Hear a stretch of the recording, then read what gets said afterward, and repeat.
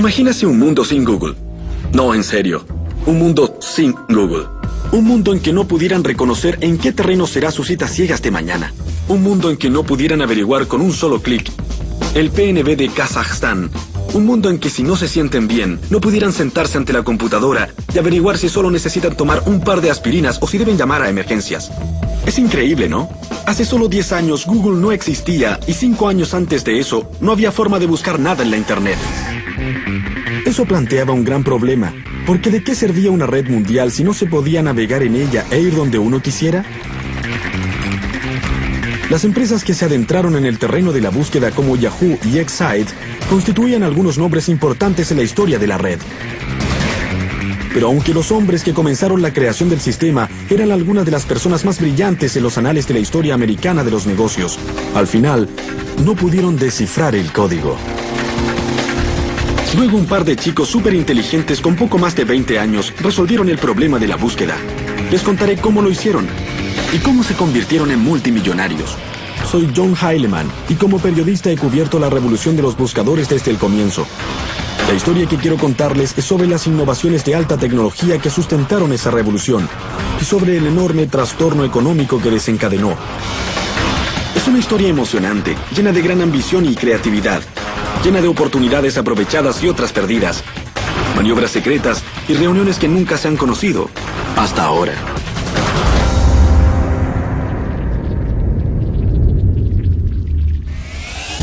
Si hoy en la red ingresan mi nombre, John Heilemann, en cualquier buscador, en un tercio de segundo podrán averiguar de inmediato que soy un periodista de revistas y verán un catálogo de prácticamente todo lo que he escrito.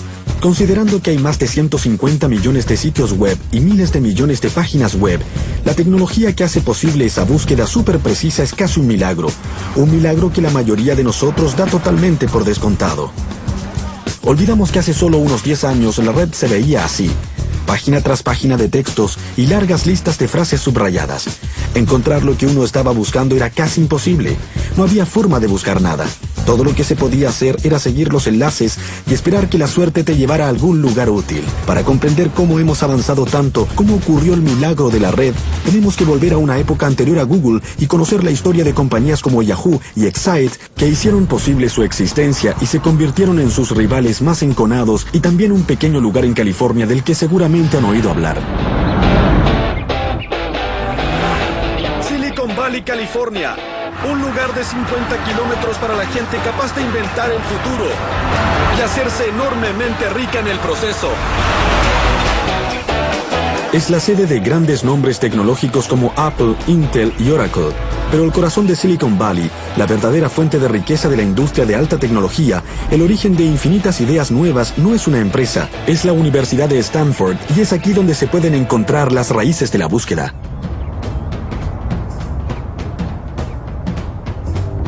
Tal vez piensen que les hablaré de algún laboratorio por aquí, con alumnos sobresalientes y un superprofesor que estaban inventando un nuevo chip mega rápido o una supercomputadora que conquistaría todo el valle en un segundo, lo que es cierto, pero eso no nos interesa. Lo que sí nos interesa es la historia de Jerry Yang y David Filo, a quienes su profesor dejó por su cuenta cuando él se tomó un año sabático. Profesor de ingeniería, en año sabático. Mientras Jerry y David buscaban qué hacer, se les ocurrió uno de los mejores negocios de los Estados Unidos y los hizo multimillonarios. Hoy su compañía se llama Yahoo y es uno de los sitios con más tráfico de la red. Todo comenzó cuando Jerry y David intentaron usar la Internet en forma solapada para ganar la liga de baloncesto Fantasía de Stanford. Ambos eran estudiantes de ingeniería eléctrica y tenían acceso a la red. La recorrieron trabajosamente, sitio por sitio, buscando información deportiva actualizada. David averiguó cómo ir a diferentes lugares para conseguir información sobre los partidos de la noche anterior. Consiguió todo. Lo comprimió y trató de averiguar si debíamos cambiar jugadores e intercambiarlos o lo que fuera. Es difícil imaginar algo más trivial que el baloncesto fantasía, pero al buscar información deportiva poco conocida en una extraña red llamada Internet, Jerry y David daban los primeros pasos en el camino de la búsqueda. En esa época competíamos con estudiantes de otros departamentos y tratábamos de usar la tecnología como algo que haría la diferencia. Los otros leían el periódico y ellos se guiaban por eso. Creo que no ganamos por mucho. No sé si ganamos. Ganamos. En verdad ganamos, pero fue por muy poco. No sé si la tecnología nos ayudó, pero fue un experimento divertido. No sorprende que la red de 1994 no ayudara mucho a Young y Philo. Para comprender qué era esa cosa, para ver lo que la Internet ofrecía, había que tener una guía, algún tipo de directorio que te pudiera ayudar a navegar por ella. Era una idea algo simple, pero brillante. Un directorio que pudiera mostrar a los usuarios novatos cómo encontrar cosas buenas en ese nuevo mundo electrónico.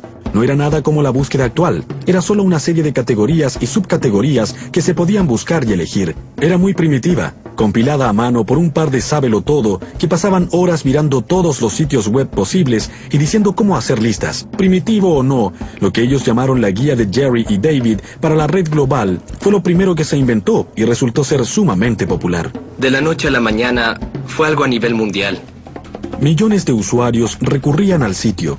Los jóvenes pronto se dieron cuenta de que necesitaban un nombre más corto, más atractivo, que sonara un poco más emocionante. ¡Yahoo!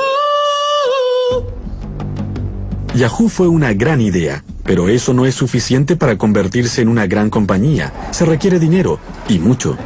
Pero como todos saben, el dinero abunda en Silicon Valley. La mayor parte proviene de estos edificios a lo largo de Sand Hill Road, oficinas de muchos de los legendarios capitalistas del valle. No sé qué esperaba ver la primera vez que vine a este lugar. Tal vez calles pavimentadas de oro, pero encontré esto. Construcciones para oficinas al estilo de un pueblo alpino. Detrás de esas puertas están los capitalistas de riesgo. Tipos que presiden fondos de inversión que tienen miles de millones de dólares. Ellos son quienes deciden qué compañías podrán existir y cuáles no verán la luz. Una de estas empresas de mayor éxito es Sequoia Capital. Su socio más famoso, Michael Moritz, decidió visitar a los jóvenes fundadores de Yahoo en su caravana de Stanford. En el interior había una escena de confusión total. Se trataba de la peor pesadilla para cualquier madre. Cajas de pizza por todas partes, computadoras y equipo electrónico en cualquier lugar posible, las cortinas cerradas, había como 30 grados de temperatura, era una cloaca sofocante. Era un desastre. Había muchas razones para ser escépticos sobre hacer una inversión en Yahoo. Eran solo 2 personas. Y el formato de este negocio, para ser amable, era confuso. Lo que Moritz no podía ignorar era el potencial del directorio de Philo y Young. Nos pareció sumamente evidente que cualquiera que ofreciera un servicio que actuara como guía para desentrañar cosas que eran muy difíciles de encontrar, con el correr del tiempo, tendría el potencial de llegar a ocupar un terreno estratégico. Moritz invirtió $2 millones en el sitio de Young y Philo, pero era un riesgo que se basaba casi en un presentimiento. Había gran cantidad de gente visitando el sitio de Yahoo, pero no era en absoluto obvio de dónde vendrían las ganancias. Teníamos una compañía, pero debíamos intentar ganar dinero porque no teníamos ingresos.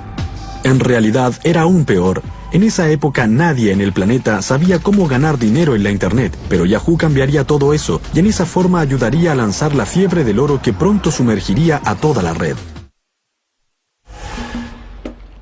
En el año 2007, compañías buscadoras como Yahoo y Google generaron miles de millones de dólares en ingresos y ganancias, siendo la envidia de todos los empresarios del mundo. Pero en su inicio nadie usaba la red para hacer negocios o para el comercio. Algunos consideraban que la sola idea era una herejía o algo malvado. Recuerdo nítidamente los debates mientras la red trataba de definirse en forma cultural. A mediados de los 90, el centro cultural de la red no estaba en Silicon Valley, sino en este parque, al sur de San Francisco. La revista Wired y Hotwire, su hermana en línea, comenzaron un poco más allá. Y en esa época yo trabajaba aquí, y el argumento sobre la inminente comercialización de la red era intenso, y se reducía a una sola palabra: publicidad. La publicidad dividió la temprana comunidad de la red. Por un lado estaban los capitalistas de riesgo y otros financistas que pensaban que la Internet era un nuevo medio de comunicación. Y estos siempre han sido financiados por la publicidad.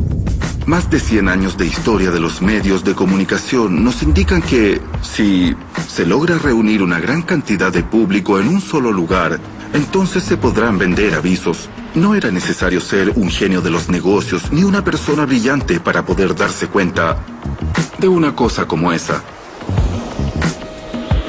Por otro lado estaban los utópicos, gente que veía la red como un lugar que prometía libertad.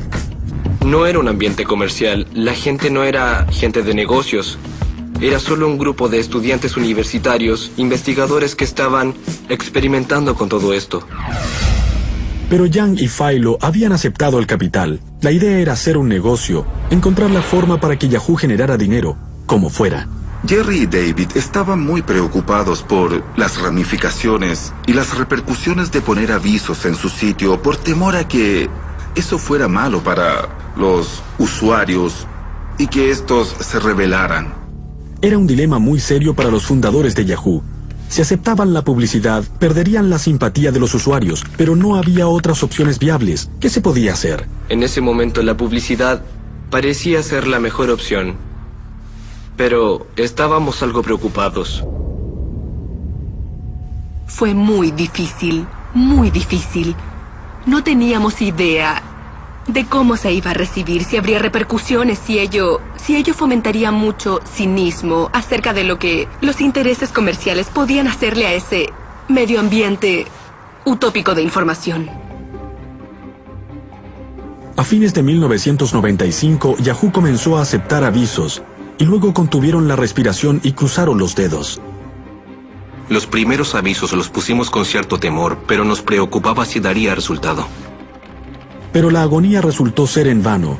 Los usuarios de Yahoo siguieron multiplicándose, y a más usuarios, más avisadores pagando más dinero para poner sus avisos dirigidos al creciente número de personas que los veían. Por primera vez, Yahoo había demostrado que era posible hacer dinero en la red. Fue un momento crucial de la historia y significaba una cosa. Había comenzado el boom de la red. Fue algo así como cuando se da la partida en una carrera. Para el año 1996, Yahoo enfrentaba varios rivales que estaban ganando terreno. Infoseek, Altavista, Lycos. Pero el rival más temible de Yahoo era una compañía llamada Excite. Superficialmente, Excite se parecía mucho a Yahoo. Era otra compañía de búsqueda que comenzaba por otro grupo de chicos de Stanford. Funcionaban en una pequeña casa, en vez de una casa rodante de universitarios. Pero la tecnología desarrollada por Excite era bastante más sofisticada que la que tenía Yahoo. En vez de una lista de sitios, compilada y clasificada en categorías por seres humanos, Excite era puro software. Cuando se escribía la pregunta, el servicio revisaba la red buscando páginas que tuvieran la palabra ingresada. Era una versión más rudimentaria de lo que hoy consideramos una búsqueda.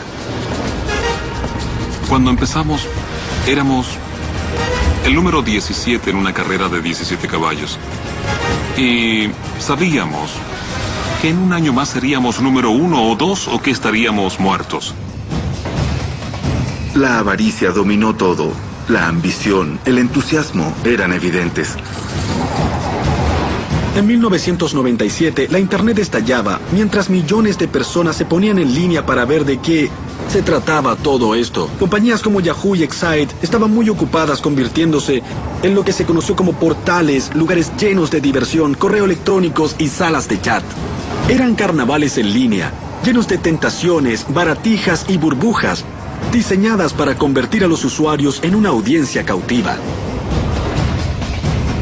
Hizo que todos se dedicaran a la innovación extrema, a la competencia extrema, y terminó siendo una forma de vida muy intensa e insostenible.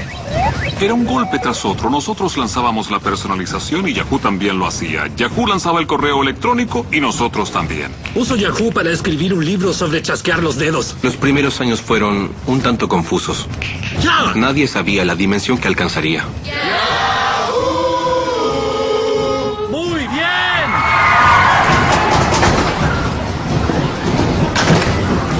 A pesar de que los buscadores tenían un gran éxito, también se estaban convirtiendo en algo muy diferente de lo que habían sido.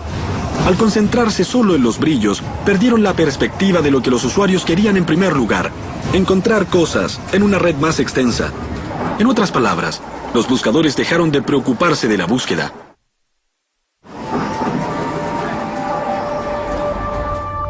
Silicon Valley, las calles de San Francisco y la zona de la bahía estaban llenos de jóvenes ambiciosos, buscando posibilidades en la red, enfrentando los problemas relativos a la red, ¿cierto? No. En realidad, la mejor oportunidad estaba allá afuera, mirando a los buscadores directo a la cara, pero su propio éxito no les permitía verla. Para decirlo francamente, el problema era que cuando se trataba de buscar información importante en la red, Yahoo, Excite y el resto de las llamadas compañías buscadoras en verdad eran pésimas. Podías pasar todo el día ingresando diferentes combinaciones de palabras para encontrar lo que buscabas sin tener éxito. La mayoría de los resultados que conseguías eran enlaces a sitios que trataban de vender algo que no querías o que a menudo era basura. En resumen, el mundo estaba ávido de una forma de buscar en la red. Por supuesto, ello vino de la misma institución que ya había producido Yahoo y Excite, Stanford. Una vez más, el nombre de la compañía era otra tontería: Google.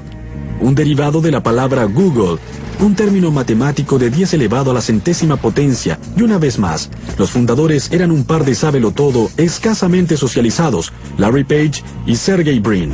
Se conocieron en la primavera de 1996, en una gira guiada por San Francisco para alumnos de posgrado de Stanford. Sergey guiaba la gira, un chico ruso-americano con una actitud afectada. Creo que tenía 19 años, lo que en verdad es muy joven para un estudiante de doctorado. Recuerdo que era bastante especial, una persona que contesta muy rápido y ve las cosas de cierta manera. Larry era uno de los estudiantes en la gira ese día. Venía del centro del país y era hijo de un académico. Su mayor logro había sido construir una impresora con piezas de Lego. Es una persona sencilla, callada. No es del tipo de persona que al conocerla dices, vaya, sino que dices, es un tipo buena gente. Fue el amable Larry el que tuvo la idea genial que convirtió la búsqueda en algo mágico y lanzó Google. Dadas las consecuencias de gran alcance de esa idea, tanto sociales, culturales y económicas, se podría pensar que es algo sumamente complejo, pero en realidad, básicamente es muy simple. Su idea comenzó con la noción de que la red era un continuo concurso de popularidad por sí misma, y que el número de veces que una página web era vinculada con otros sitios, esto podía medir la posible utilidad y relevancia. Page creía que un enlace de un sitio a otro era una especie de recomendación, y él y Brin construyeron el primer motor de búsqueda de Google basándose en esa idea, como lo indicaron en un artículo académico de 1998 que ahora es famoso, comillas. En esencia, Google interpreta un enlace de la página A a la página B. Con un voto a la página A por la página B, Google evalúa la importancia de la página por los votos que recibe, cierre comillas. En otras palabras, cuando un sitio, por ejemplo, de Abraham Lincoln, ha sido enlazado 15 millones de veces, eso significa que muchísima gente lo ha encontrado útil. Otro sitio sobre Lincoln, que ha sido enlazado, digamos, 11 veces prácticamente, no ha impresionado a nadie. Page y Brin siguieron ese camino para construir su buscador, basándose en los enlaces para encontrar las páginas más importantes. La idea de Larry de contar los enlaces era sencilla, pero brillante. Sería la base del increíble éxito de Google, pero ¿lo comprendió Larry en ese momento? Claro que no. La primera persona en ver a Google en acción fue uno de los profesores de computación de los chicos, Héctor García Molina. Jugamos un momento en mi oficina viendo la cuenta de enlaces, de cuántas páginas se conectan con tu página. Enlaces interesantes. Miramos la portada de Stanford y la comparamos con otros departamentos, o con el MIT, o Berkeley, que son nuestros competidores. Y nos divertimos mucho viendo cuál de esas páginas era más importante que las otras porque era más requerida por el público. Cuando Larry y Sergey lanzaron Google en la red de Stanford, todos se dieron cuenta de que era algo especial. Era un motor de búsqueda que se ocupaba de buscar. Desde su oficina de estudiantes de posgrado, que se ve por primera vez en estas imágenes, Page y Brin lucharon por manejar la gran popularidad de su maravillosa innovación. Había tanto tráfico hacia Google que casi llevó a toda la red internet de la Universidad de Stanford al colapso. Así que la administración de la universidad dijo, deben mudarse fuera del campus. Stanford ya no era de utilidad para Larry y Sergey. Era tiempo de dejar el campus y trasladarse a Silicon Valley a buscar dinero para convertir su idea en una compañía oficial. Así se unirían a los miles de aspirantes a empresarios en busca de fama y fortuna en la zona .com de Silicon Valley, aunque las probabilidades estaban en su contra.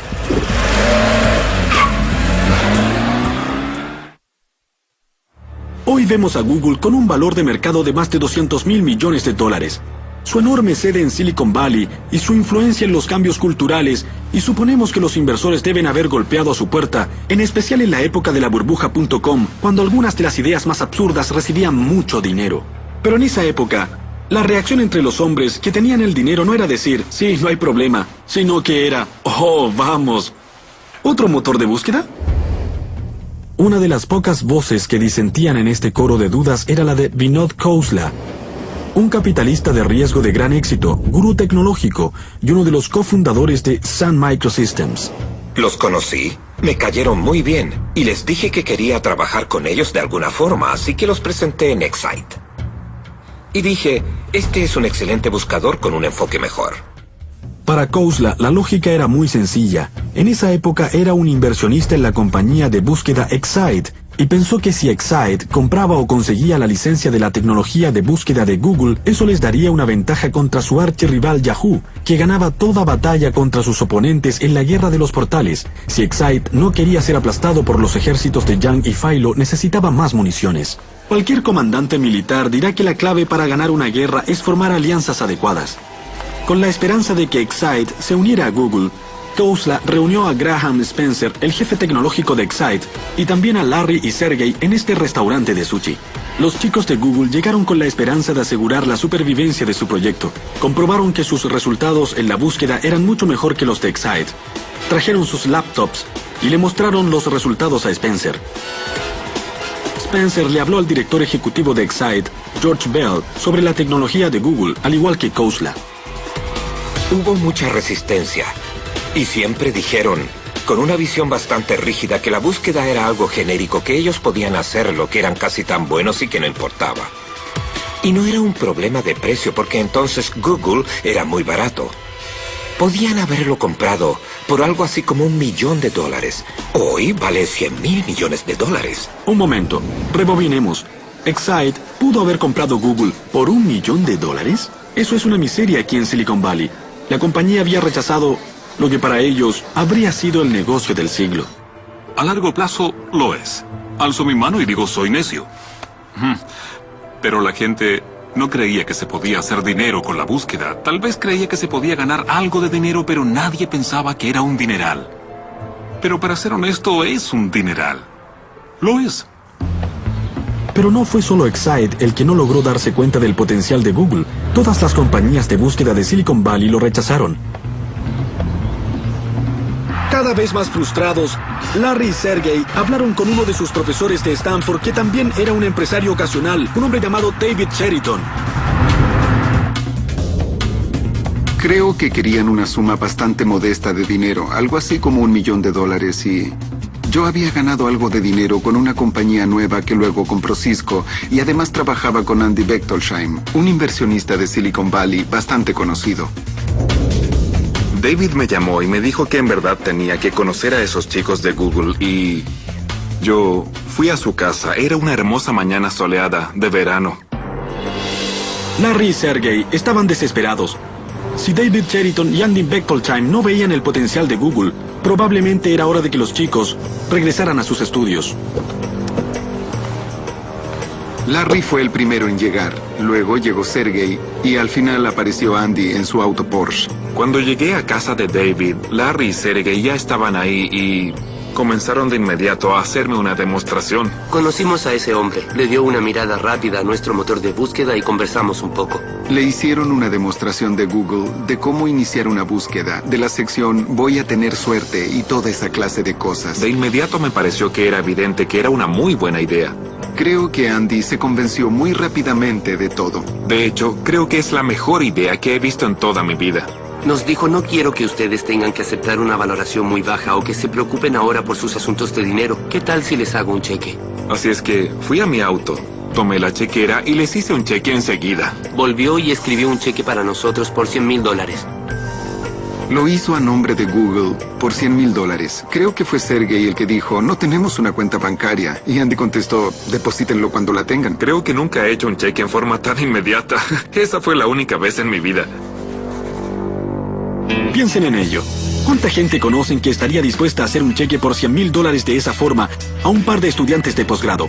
Incluso para Andy Bechtolsheim, que disponía de muchos millones de dólares. Todo el asunto parecía bastante loco, pero así funciona todo en Silicon Valley. Por eso les decían ángeles a los primeros inversores, porque se dedicaban a hacer pequeños milagros. Andy realmente depositó mucha confianza en ellos. Confió en que no se fueran a México con el dinero, pero recuerdo que se fueron con un nivel bastante alto de entusiasmo, dando la impresión de que lo harían. A la inversión de Bechtolsheim le siguieron cheques de otros ángeles que totalizaron $1 millón. $1 millón debió parecerles mucho dinero a dos estudiantes que subsistían de comida rápida. Pero muy pronto Larry y Sergey se darían cuenta de que $1 millón no era nada para Silicon Valley. Este hombre de figura delgada como Clark Kent es John Doerr. Es posiblemente el capitalista más famoso y de mayor éxito de Silicon Valley.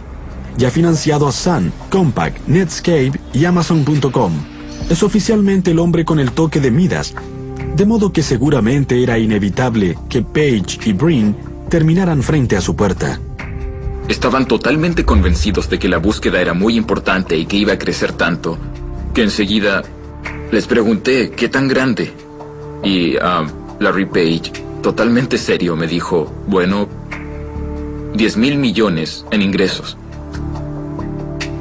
Realmente me caí de la silla. Estaba seguro de que eran empresarios de gran ambición con una visión poderosa. Habían unas cosas que a John Doerr le importaban más que las ambiciones desmesuradas. E incluso en esa época Page y Brin tenían ambiciones que harían ruborizarse a cualquier mortal. Querían literalmente organizar toda la información del mundo y hacer que fuera posible de encontrar en forma universalmente accesible. ¡Wow! A comienzos de 1999, John Doerr me llamó para que viniera a su oficina porque deseaba mostrarme algo. No tenía idea de lo que estaba hablando, pero cuando John Doerr llama, uno va. Me dijo que me sentara detrás de este escritorio y que había invertido en una nueva compañía, en una empresa de búsqueda. Se dio vuelta hacia su computadora, encendió el navegador y me mostró un sitio del que nunca había escuchado, Google.com.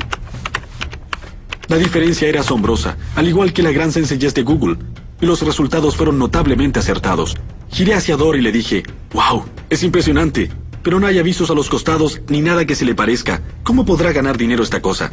Doerr me contestó, «Estos chicos resolverán el problema más difícil de la Internet, y si no podemos ver cómo hacer dinero con ello, no deberíamos estar en este negocio».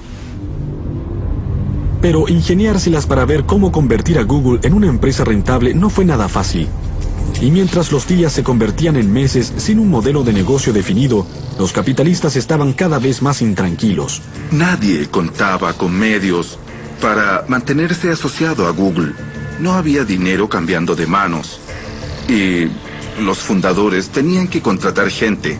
Tenían que pagarle a esa gente. Debían comprar equipos para poder suministrar el servicio. Y todo eso requería dinero. Todos los meses cerca de $500,000 salía por la puerta de Google. Lo que quería decir que los $25 millones en el banco no iban a durar mucho. La solución más obvia era seguir el camino de Yahoo y Excite y poner avisos, pero Page y Brin se negaron a tomar el camino fácil y se decidieron por algo más valeroso y con mayor visión futura. No resistían la idea de que Google se convirtiera en otro portal abarrotado. Querían asegurarse de que la gente disfrutara de una gran experiencia, pero también querían que los avisos tuvieran sentido para los usuarios. Page y Brin no estaban en contra de los avisos en sí mismo, pero querían que estuvieran más relacionados con la red. Pero no podían imaginar cómo hacerlo. Sin embargo, se estaban quedando cortos de tiempo y de dinero, así que, dando el paso más controvertido en la vida de la joven compañía, encontraron la solución al problema al más puro estilo Silicon Valley. Lo copiaron de otra persona. Esa persona era este hombre, Bill Gross. Con domicilio en Los Ángeles, Gross no tenía conexión alguna con Google. Dirigía una pequeña empresa llamada Idea Lab, una incubadora de ideas innovadoras con estilo propio y generadas por compañías nuevas. Fue Gross quien solucionó el dilema de los avisos en la Internet y en forma indirecta fue la salvación de Google. Voy por la vida buscando problemas y viendo en qué formas se pueden resolver, ya sean problemas de la vida diaria como el tránsito, problemas de salud o problemas de tecnología. Me gusta ver las cosas y pensar cómo se pueden mejorar. En el curso de su carrera, Gross se ha dedicado a todo, desde robots a paneles solares, pero en 1999 su obsesión era la publicidad en la red. Supe del problema de esa empresa. Nuestra compañía buscaba formas de publicidad más eficaz y yo me decía, ¿cómo podemos hacer que esto sea mucho mejor? ¿Qué tienen de malo los avisos que compramos ahora? ¿Cómo nos gustaría que fueran? La idea de Gross era brillante en su sencillez, tal como la idea de Page de contar los enlaces. Comenzó cuando se dio cuenta de que cuando alguien hace una consulta, no solo le está diciendo al mundo qué es lo que le interesa, sino que también está diciendo qué es lo que le interesa comprar. Si ingreso las palabras Bob Dylan, estoy diciendo al menos que siento curiosidad por él y que tal vez quiera comprar su nuevo álbum. Si toman esa información y la de otros nombres de músicos que he consultado en Google, tendrán una imagen detallada de mi persona como fan de la música. Es una información muy valiosa para el negocio de la música. Eso fue lo que visualizó Bill Gross, captando antes que nadie que un motor de búsqueda sería la herramienta de mercadeo más poderosa y más eficiente del mundo. En jerga técnica, las palabras que uno ingresa en un buscador se llaman palabras clave, y Gross se dio cuenta de que podían valer una fortuna. Las palabras clave son el futuro del negocio. Son muy valiosas porque cuando una persona ingresa una palabra clave en un motor de búsqueda está abriendo una gran ventana a su mente y a la intención que tiene en ese momento. Si escribe más de una palabra, es sumamente valioso. Gross creía que podía vender palabras claves a los avisadores. Por ejemplo, BMW podría pagar bastante para asegurarse de que cada vez que alguien ingresara la palabra auto, apareciera un enlace al sitio BMW en la búsqueda. Pero incluso entre la propia gente de Gross, la idea de pagar por lugares parecía inaceptable. A algunas personas en la reunión no les gustó nada. Pensaban que era una mala idea y que nadie la aceptaría. Yo les dije, vamos, es como las páginas amarillas.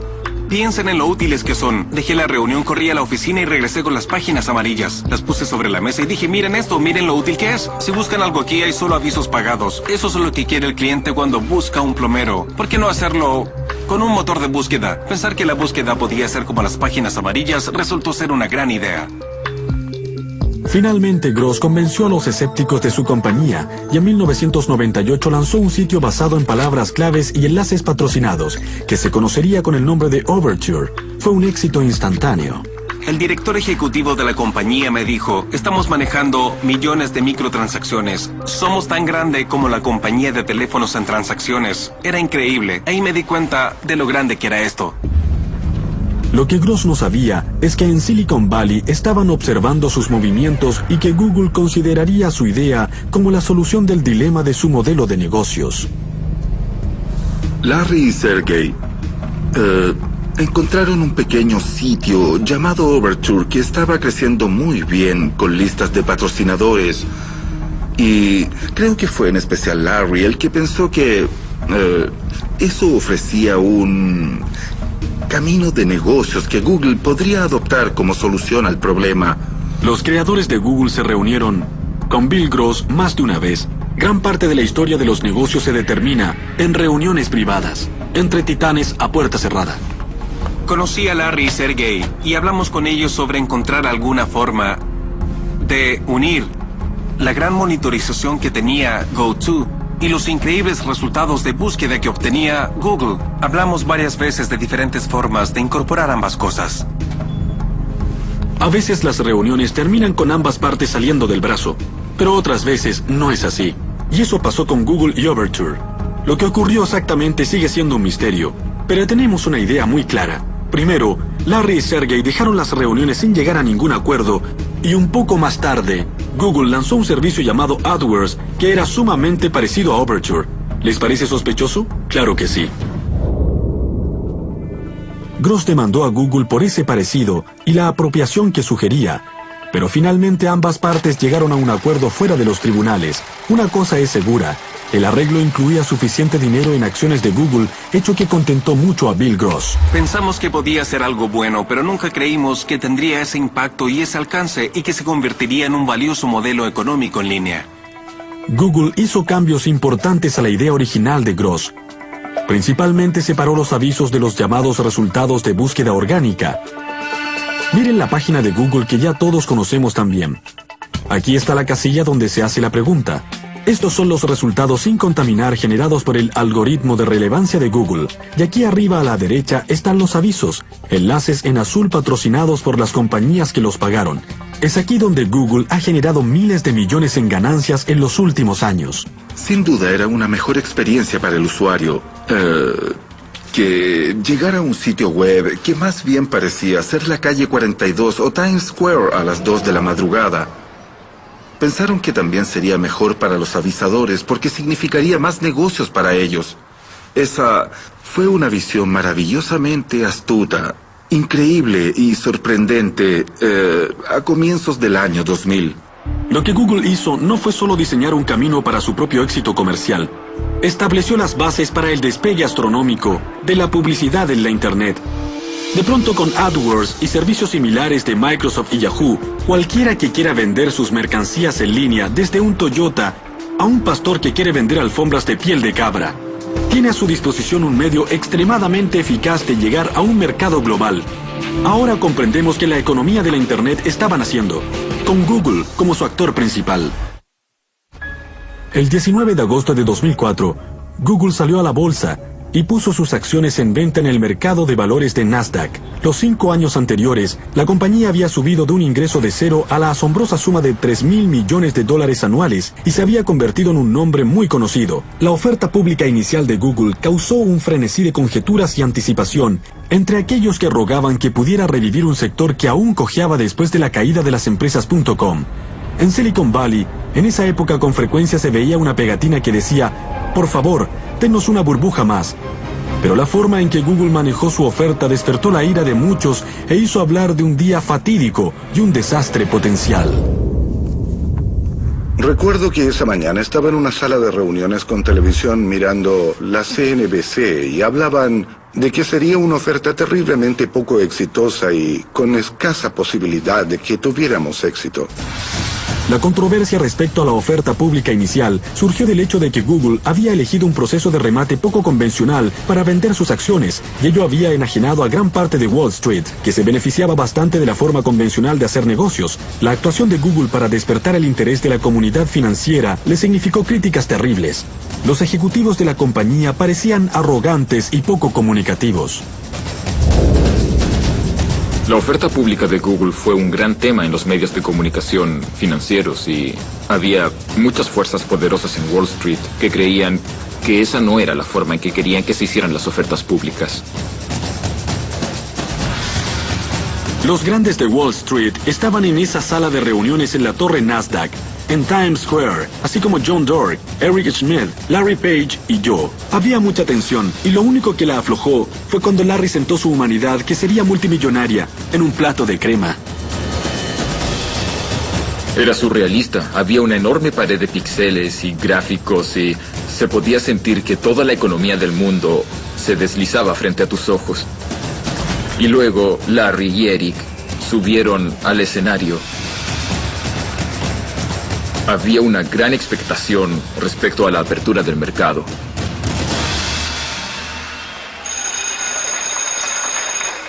Y después comenzó.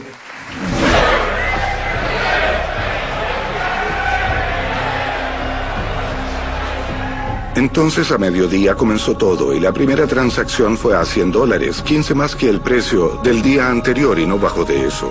Al final, a pesar de todo lo que se dijo, la oferta pública inicial de Google fue un éxito de acuerdo a la medición que más importa. Cualquiera que haya comprado acciones ese día y todavía tiene la suerte de conservarlas, ha ganado un montón de dinero. 3 años después de la oferta pública, Google está mejor valorada que FedEx, McDonald's, Coke, Intel, IBM o Walmart. Acciones que se transaban a $100 llegaron a casi 700.